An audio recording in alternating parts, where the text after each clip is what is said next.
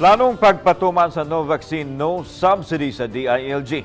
Miyani og nagkariang reaksyon gikan sa mga 4-piece beneficiaries. Siluan meron din sa report. Niadto lang Nobyembre 4, nag-second dose sa COVID-19 vaccine si Marisa Avenido kinsa miangkong napugos lang siya pagpabakuna tungod kay nangita siya og trabaho. Wala pa man tuod siya makasulod og trabaho sa pagkakaron apan gikalipay niya ang mando sa DILG sa pagpatuman sa no vaccine, no subsidy alang sa mga parihan niyang 4-piece beneficiary. Mara jud nga nagpabaksin na lang jud ko kay may gikuan nila. Pag primero ko na nahadlok ko kay dagar ba gihigong-hugong nga ingong mauna nga daghan ko ng mga kuan, matigok. Samtang ang 42 anyos nga si Josephine Basubas, kinsa dili pa bakunado, posibleng mapugos na lang usab pagpabakuna aron makadawat sa subsidy gikan sa gobyerno. Istorya sa kubana nga kanang magpabakuna na lang jud ko. Para sa agi sa pantawid. Apan alang sa ubang 4-piece beneficiaries, dili makatarunganon ang maong mando sa DILG. Sama ni ining duha ka mga 4-piece beneficiaries sa Sitio Salvador, Tangke, Talisay City nga mas mupiling mataktak sa listahan kaysa magpabakuna. Si Lola Cristita Chungson, emosyonal nga mihangyo nga unta dili lang sila pugson nga magpabakuna. Sa purpose ba, maloy taon ka mo, yung taon ng pagpangan ninyo.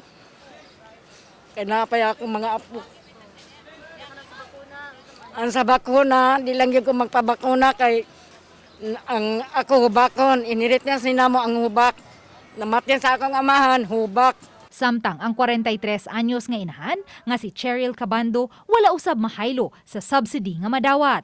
Hinuon kun may kabanay siya ang buot magpabakuna, dili niya kini pugngan. Ako di jud ko babaksin ma'am, bahala na lang gyud kung tangtangon ko sa purpose. Ang CSWD Lapu-Lapu City nakadawat na og mando gikan sa DSWD Central Office sa pagsubay sa listahan sa mga 4-piece beneficiaries nga bakunado na.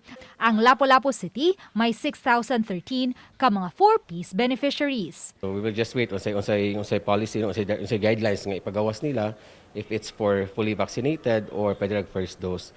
So paabot lang sa ata. Samtang ang Local Vaccination Operation Center sa Lapu-Lapu City wala pay plano nga mosugyot ngadto sa lokal nga kagamhanan nga himuong mandatory ang pagpabakuna.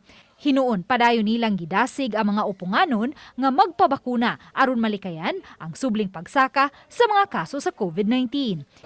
Sukuhi sa nakalabayng buwan nga nabantayan ang pagkunhod sa mga nagpabakuna karong buwan na ubay-ubay na ang mga nagpabakuna. Gani moabot na sa 68% ang naka-first dose, samtang 50% na usab ang naka-second dose. Wala na to buhata and we don't see the need pa no. Kay makita man ta nga daghan pa man ang naginahinay magpamalik ang mga tao para magpabakuna. So for us, wala sa tamo himo og mga drastic measures. Uban ni Marlon Melgazo, Luan Merondina, Balitang Bisda.